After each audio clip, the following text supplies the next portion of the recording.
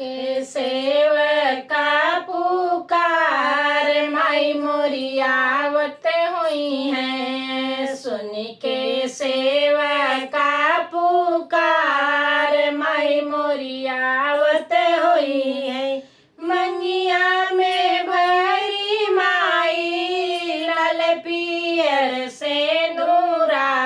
मंगिया में भरी माई लाल पियर से दूरा।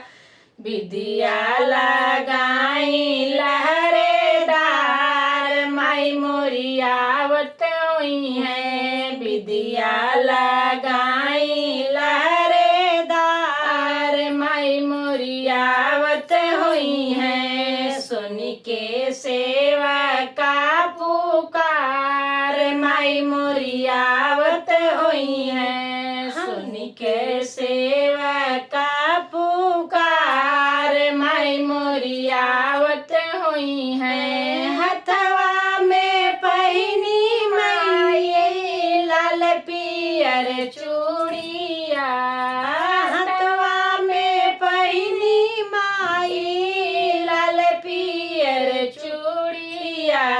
मेहंदी लगाई चालकार माई मोरी आवत हुई है। मेहंदी लगाई चटकार माई मोरी आवत हुई है। सुन के सेवका पुकार माई मोरी आवत हुई है। सुन के सेवका पुकार माई मोरी आवत हुई है। अंगिया में पहिनी माई लाल पियर साड़िया। अंगिया में पहिनी माई लाल पियर साड़िया। चुनरी ओढ़ाई जटकार माई मोरी आवत हुई है। चुनरी ओढ़ाई गोटेदार माई मोरी आवत हुई है।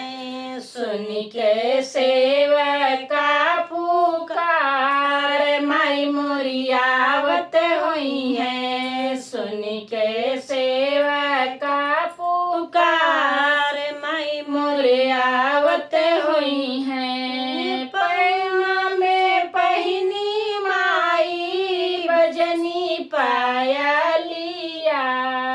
पौआ में पहिनी माई बजनी पायलिया।